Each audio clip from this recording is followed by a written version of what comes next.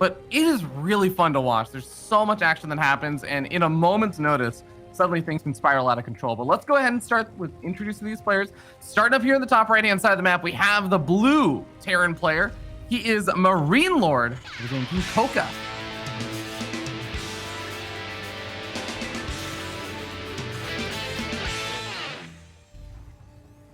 And his opponent in the bottom left-hand side in the red. It is, of course, the one, the only, the uThermal.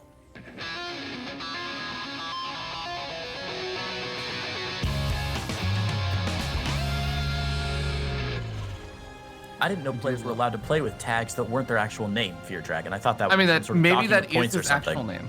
All right. I mean, have you considered the uThermal feels like uThermal just embodies his persona, his personality, his style, his heart a little bit better than just uThermal.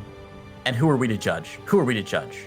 Actually, we get to judge everything for the comments. Okay, that's fair. We're the only ones with a voice right here, Creighton. Yes, we can do whatever Welcome we to want. the broadcast.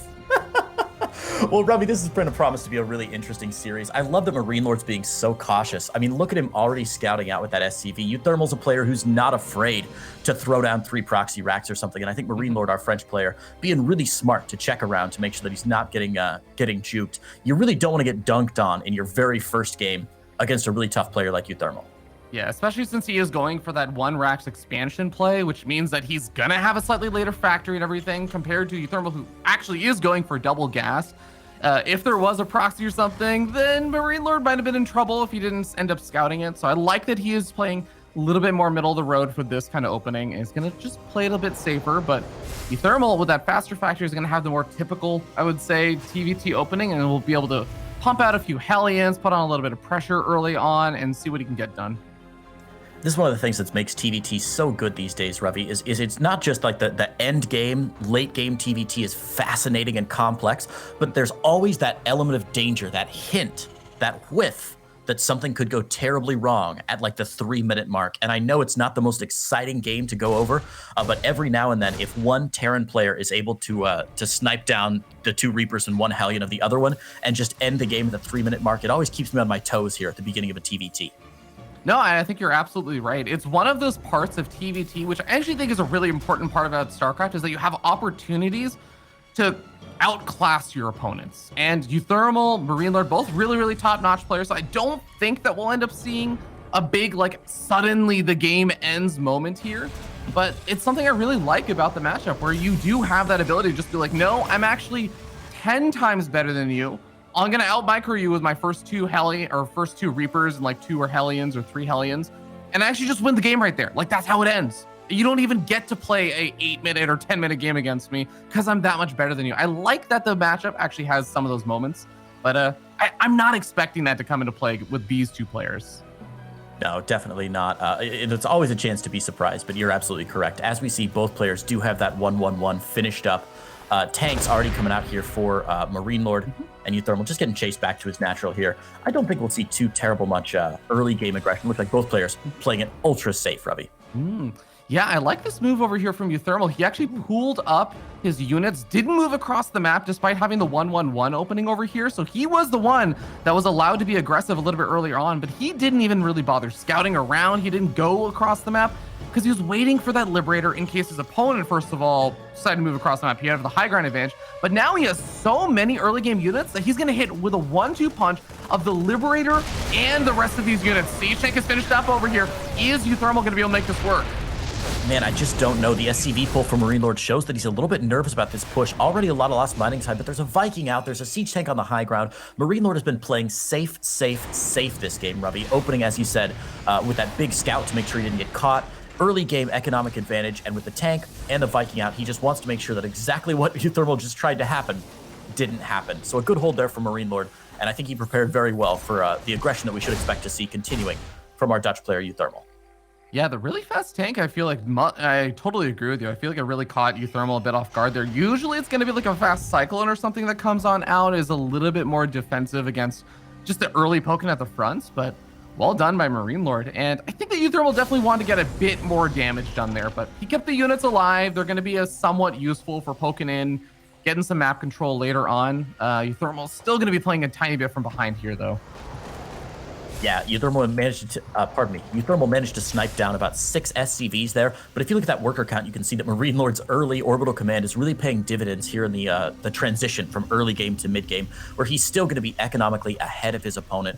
And the income graph you can see at the bottom there is still slightly in MarineLorD's favor. So as the players get their Ravens out and transition into mid game, I think we've got a second here, Ravi, to talk about sort of where these players stand right now in Group D with their records. MarineLorD currently at 1-0, but uThermal actually behind at 0-1 right now in his match score. Yeah, uThermal actually did end up having to face off against a laser, and it was so unfortunate, Creighton, because Roddy was saying this, like, uThermal actually should have 2-0'd a laser there. Like, that actually should have been a 2-0, but he ended up losing those games in, like, really unfortunate ways. A laser really got the better end of him, and I think a laser, honestly, he kind of lucked out a little bit in one of those games with some of the Widowmine connections and stuff, but I do think it's a bit of an unfortunate spot for uThermal to be there. It's still very early on in the group, so I think he's got plenty of time to bounce back, but I agree. This is one of the matchups he has to actually win here. Yeah, and like we said in TBT, there's so much going on all the time that a momentary lapse in concentration is just enough in most games to push you over the edge from a winning position to an absolute loss. So uThermal, of course, a pro, though. I'm not expecting any major mistakes out of him. Yeah. He is working on his third base already, and MarineLorD has his finished up. Go ahead. Sorry. Yeah, I was gonna just say, like, I think you're right. It's just a tough spot for uThermal because he's playing from behind. To give you an idea, after all of that early game aggression that uThermal had invested into finished up and got pushed back, uThermal, he was down in workers. We touched upon that, but he is also down a siege tank. The tech lab on the starport had finished around the same time for both players, so uThermal didn't really have a tech advantage after his 1-1-1 opening before the command center. So uThermal, he's going to be facing off against this kind of push-in, where he's not going to have a ton of area superiority. It's going to have like a 1 Viking advantage, maybe. It's honestly a really, really close situation, but MarineLorD had a faster third CC. He actually doesn't even have to push in. He just scans and says, oh yeah, you know, I'm okay with backing up. I'm establishing a third behind this. What are you doing? Yeah, and what is uThermal doing? He's been scouting around to this little battalion of units here, but what he's actually run into MarineLorD's massive army several times this game. So while the army that we see for uThermal out of the map right now is now only 2 Hellions and 2 Reapers, it was, I think, 3 Hellions and like 5 Reapers or 5 Hellions or something. He's lost an awful lot of these small units, and when you're going for a bio style, you really can't afford to lose those early game scouting units, because it doesn't just lose you some firepower for later in the game. It's really not that important, but it does lose you that map control, which makes it harder to push and harder to defend if MarineLorD decides to come across. But uThermal setting up for a big counter here. I don't know, Ravi. I don't think uThermal has quite enough to break through MarineLorD if he sets up his tanks in time. I mean, that's the whole nature of TVT, right? Is being in position. You got to be ready for whichever angle that your opponent attacks from. That's why sensor towers are really common after the third base has been established for a little bit. That's why having your siege tanks sieged up in the right position is really important. uThermal, I actually feel like he could edge some of those siege tanks a little bit further over to the left, but he's going to be able to get a bit of an advantage there, taking out 1 or 2 of the siege tanks there from MarineLorD. He's barely in range of that command center. He's going to end up unsieging, as the auto turrets are going to be able to clean up quite a few of uThermal's tanks. Yeah, he's just going to tap out there. GG. Wow. I don't know what to say about the end of that match, Ravi. Air dominance way in favor of MarineLorD, and that seemed to be what clinched it for him. His Vikings able to drive forward, and really nice use of the Ravens, not just for the interference matrices, but also for those auto turrets. So a really great engagement from MarineLorD, and uThermal looking just a little sloppy there at the end of the game. Yeah, I do think it's one of those moments also where you might even kind of say, like, uThermal didn't look like he was that far behind, right? Maybe it was like 15 army supply behind, but you have to remember it's all the little things that he was behind in. He was behind a bit in economy. He lost all of his siege tanks thanks to the auto turrets, like you were saying, the air dominance there from MarineLorD, allowing him to put the Ravens straight over the tanks and just clean up like 3-4 of them. It's really hard to bounce back after you lose all those. So you're really hoping that you can just get a massive doom drop off or something, and it's not going to happen when there's all those Vikings there, right? So it's a tough spot. uThermal was already in a tough spot moving into the mid-game stage, so. Well, I'm mostly disappointed, Ravi, because we both called this as a 2-0, and right now we may have to admit that Smix is a better predictor than we are here in game number 1, and that's going to hurt. That's going to hurt a lot. Yeah, well, I think that definitely true. Smix is the one that predicted the 2-1, but I'm not massively surprised. I definitely think that MarineLorD has the capabilities to take a game here versus uThermal. And you have to remember, uThermal opened up with a very specific type of opening where he was banking up extra Reapers. He wasn't pushing across the map earlier on. He was waiting for the Liberator, tried to go for this 1-2 punch, and MarineLorD just had like the hard counter with a siege tank and also a good reaction time in pulling the SCVs versus the Liberator. Like, I feel like everything in the opening worked out superbly for MarineLorD. And that's just part of the risk that you take when you go for one of those builds as uThermal. So I'm waiting to see how game 2 shapes up. Yeah, you know, we talked about at the beginning of the game, at the beginning of the series, but TVT is one of those series that's very much like a chess match in that you want to know what your opponent's doing and try and get ahead of that and pre-counter their builds. And MarineLorD, whether through luck or through, I'm going to guess, probably a little bit of study of the tape of his opponent here, knew exactly what to do. So a nice clean game 1 win there for MarineLorD, and uThermal now really on the back foot. Going 0-2 to start at the group stage would be a really, really tough row to hoe for a player like uThermal, who I think is probably one of the favored players to move on in this group.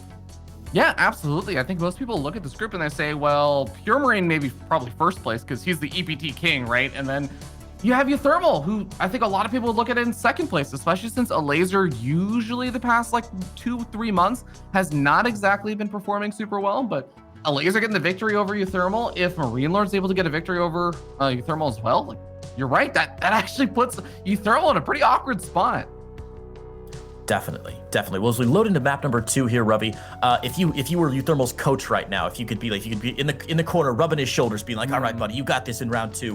What piece of advice would you give uThermal here? What does he need to do in game 2 to bring this back for his favor? Well, I look him dead in the eyes, I pat him on the back and say, unlucky. And he'd know. Just as Cyril has said, unlucky. Just move into game 2. Don't sweat it too much. Do what you got to do, and get ready for some good old TVT action. Sounds like sage advice to me. Well, let's introduce our players here on Ice and Chrome LE. Spawning in that top right-hand side in the red, representing Team Liquid and the Netherlands, it is uThermal.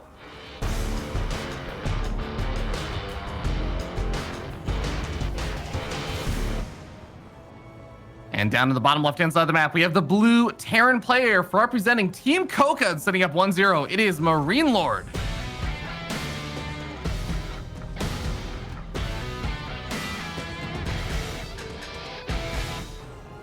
Creighton, do you play any musical instruments? I do, yeah. I actually studied opera in my undergraduate year in college, but I played trumpet and bass guitar. And actually, funnily enough, last week I just bought a new bass guitar, and I'm trying to learn again. So I'm sure my downstairs neighbors hate me right now because they've heard me playing scales very badly on my bass guitar. Oh, that's sick. Would you say that when you went from, you said trumpet? Yes. So when you went from trumpet to bass guitar, would you say that you expanded to bass? You know, Ruby, I know a lot of people hate my stream for the terrible jokes that I make and like very niche references. And that's one of the reasons I was so excited to work with you today, because between the two of us, I feel like we have the ultimate dad joke power in the StarCraft universe. I couldn't be more excited for more of these. Well, don't worry. We're either going to increase viewership or we're going to severely detract from it. But either way, I'm excited, Creighton. That's right. Quickly, just make a quick mention about the build orders. We once again do have this, like, the 1-1-1 setup over here from uThermal going to be coming out, I believe. And he did take the second gas geyser nice quickly as well. And MarineLorD are going to open up the exact same way as last game as at the same time. Like, he goes for the 1 rack CC. He's going to feel okay with that. And I really want to know, like, I have to imagine uThermal's not going to do the exact same opening as last game. I mean, the definition of insanity is trying the exact same thing and expecting different results. Surely, uThermal won't do that again.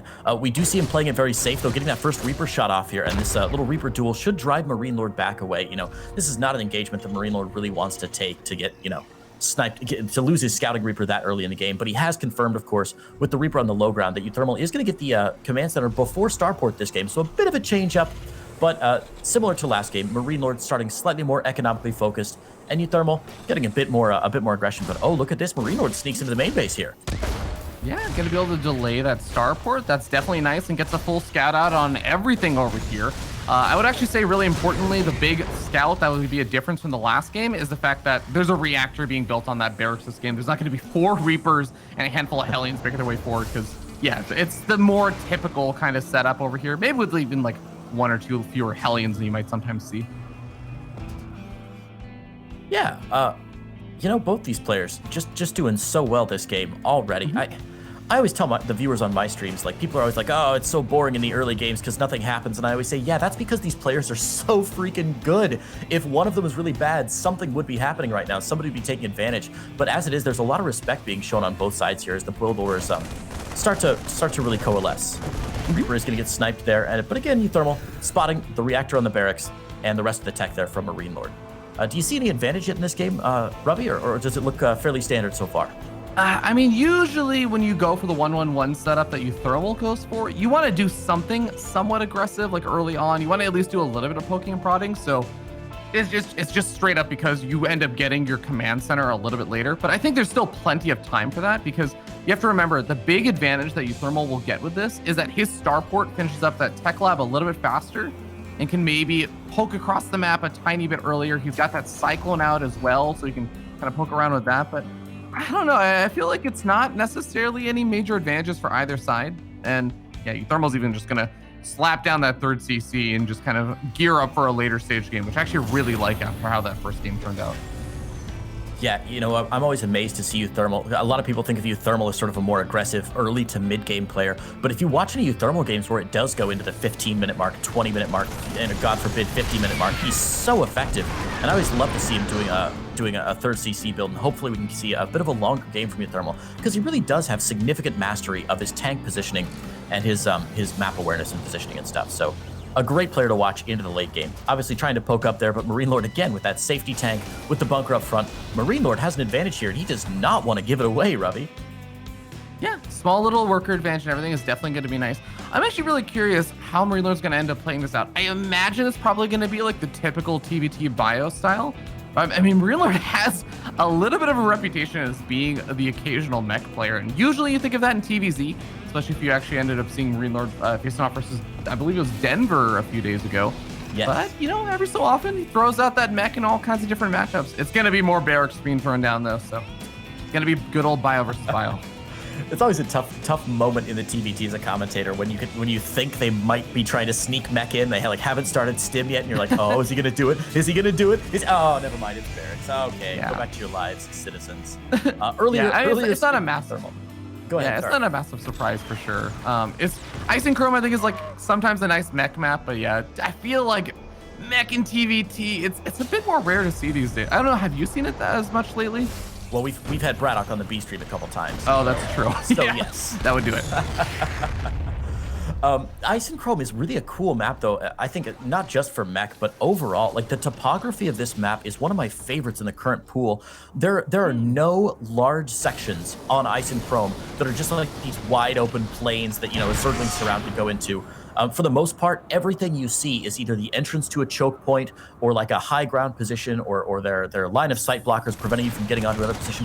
This is one of those really cool maps where engagements seem to happen at random places, and it really tests the player's skill with an unexpected sort of battle location. So I really do hope we get to see these players engaging and see which one can take advantage of the terrain a little bit more. I love this map. Ooh, nice harassment here from uThermal. Yeah, a little bit of auto turret harassment. This is always a little bit dangerous. You have to be a bit wary when you do this kind of stuff, because one, you could lose your Raven to the Vikings, but two, you're actually expending a lot of the energy also that usually is going to be used on interference matrix later. So we'll see if uThermal gets away with this. Oh, those Vikings are really giving chase. If they just keep going, they should be able to catch this actually. Yeah, that's not going to pay off for uThermal. Looks like that Raven probably will go down. Auto turret might save him, but he's still going to snipe the Oh, the Raven there goes down. And that's a real problem because look at this unit tab right now for MarineLorD. MarineLorD currently at 3 Ravens to the, how many is that? 0 from uThermal. Definitely gets a bit scary. But uThermal's going to be the one that actually pokes on forward. He's got a lot of Marines over here and 2 medevacs, so you can kind of scoot around. And he's going to actually find MarineLorD out of position. Might go for a snipe off on this 4th base. Gets a siege tank as well. I mean, this is definitely not a bad start, but remember, there's not a whole lot of escape over here with the Vikings taking out the medevac. Yeah, sustainability is always one thing you want to think about with a TVT play, especially with that Terran army. There are no tanks, there are no Widow Mines, and oh god, he denies stim pack. That is a huge win for uThermal. That's massive. That's unbelievably massive. You were talking about, oh, you know, there's so many of these Ravens, and it's going to be difficult for uThermal to try and hold off against some kind of push. I mean, that's a timing rate. That is not something that just is a big advantage, 10 minutes later or something. So having to restart stim, you can't push, you can't force an engagement if you don't have stim and your opponent does. He doesn't even have combat shields yet. This is actually going to be so difficult now for MarineLorD. He's going to be so pinned back. Amazing, the difference that one upgrade can make. I remember looking at the statistics for the last DreamHack. They released that really cool, those graphs and charts saying like how long the games were and what upgrades were coming. And I think behind Zergling Speed, Stim was like the second most common upgrade in something like 99% of all Terran matches. A hugely important upgrade. And MarineLorD not having it means that uThermal is going to feel way more than confident to push out across the map. He has a tank advantage, 8 tanks to 6. He's got a marine advantage slightly. The problem is he doesn't have any air control, which means the few tanks from MarineLorD will maybe have a little bit better vision, and he might be able to trade more effectively. But with Stim not finished up yet, it's going to be a really tough one for MarineLorD to come out of. Yeah, I mean, it's going to be all about uThermal trying to find that one little opening. If he finds any openings here, that is going to be an immediate opportunity for him to stim forward, take a couple of snipes off, and do something with that. But I actually really just like the fact that, yeah, he's getting a 4th base behind this. Like, the biggest advantage he's going to have right now is that if your opponent doesn't have stim, if they don't have combat shields, you might be able to find a little opening and poke forward. But I mean, you can see MarineLorD is actually pretty well set up defensively. That's not super duper guaranteed. What is guaranteed is that MarineLorD isn't going to push out. So yeah, uThermal's just going to establish a 4th base, and I think I actually really like that. Really smart play from uThermal here. He's also sending a little battalion of Marines up around the north side of the map. We can see him unloading here, making sure there's no 4th base down for MarineLorD, and then may push into the natural while he's got MarineLorD defending that 3rd base. We talked a little earlier about the topography and the how Ice and Chrome really functions as a map. That 3rd base is generally pretty easy to protect from the front side that uThermal was pressuring earlier. Just a couple tanks that'll be enough to zone him out. But this top side as well, it's a very long run from the 3rd base of MarineLorD to the 4th base. So it's good that he's chasing MarineLorD down. Oh my gosh, gonna catch these tanks as well. Huge interference matrices on those tanks. This could be the opportunity MarineLorD needs here. uThermal getting absolutely crushed back here. Oh my god, Spear Dragon. Yeah, and that's all thanks to the fact that uThermal only had a handful of his army over there at that side, because he did try and split it up like you're talking about. He was checking out both of the 4th bases. He has a handful of those Marines over here, even a siege tank, but all of these are units that weren't there to engage all at once. So uThermal dropping a lot of supply all of a sudden. He's going to try and find an opportunity to move through the center yet again as all of the army for MarineLorD moved over to that 4th base, but the uThermal siege tanks just not quite there in time. And I mean, even if they were critting, there's only about 2 of them right now. Yeah, losing all those tanks, and it's so funny. StarCraft is one of those games that I like to say, people, you win or lose the game 5 or 10 minutes before the game is over. You might just not know it yet. And that's one of those things where MarineLorD did have those 3 Ravens and was able to just rain those interference matrices down on uThermal's tanks, reducing all of his splash damage and allowing MarineLorD to push in just as his stim finished. So MarineLorD now in a really strong spot, ahead on workers, ahead on army supply, a little bit behind in upgrades, but he's about, a 10, 15 second upgrade window. I don't think he's going to really find an upgrade. Well, actually, as I say it, they're engaging, and MarineLorD's going to have a slight disadvantage here in this first engagement, but then his 2-2 is going to finish up, and it looks like with those tanks, he's going to be able to drive uThermal back again. Yeah, uThermal only has that 1 siege tank alive, which is actually buying quite a bit of time over here. But remember, uThermal, in order to make use of even that 1 siege tank, he basically has to scan. He has to sacrifice some of his economy to make it work, because he doesn't have an air advantage. Not only that, but he actually ended up getting pushed back with a lot of his medevacs. So he's got 5 medevacs out, making 2 more right now, but all of those Vikings just continuously going to shut down uThermal's attempts to try and get that air vision, to get an idea of where his own siege tanks are. uThermal, I feel like his biggest advantage here might just be mobility. So he has to find an opportunity, but it's hard to exploit mobility when your opponent's on your side of the map. Absolutely correct. I love the upgrades are fairly even right now. MarineLorD working on +2 vehicle weapons is the only big difference. That's going to really boost his tanks up. So these tanks really shredding through some of these Marines that uThermal's trying to bring in here. Again, continued pressure from uThermal. There's a second fight going on up at the north side as well. It looks like MarineLorD might be able to win both of these fights despite sacrificing some of his SCVs. uThermal's going to get cleaned up here. The army supply now solidly in favor of MarineLorD, who wins the fights both at the north and at the south. That has put uThermal slightly ahead in the SCV count and the economy, as we see his 5th base going down at the 4 o'clock position. But man, I think MarineLorD can probably just move across the map right now with even upgrades and a huge army supply advantage. Yeah, uThermal's in a lot of trouble. He loses 1 of his 2 tanks. The second tank also going to get focus fired down, and MarineLorD is not going to be stopped. That siege tank count, it's so important in these TVTs. You can see the big difference here is that, yes, uThermal has plenty of Marines, but he knows he can't win without the tanks.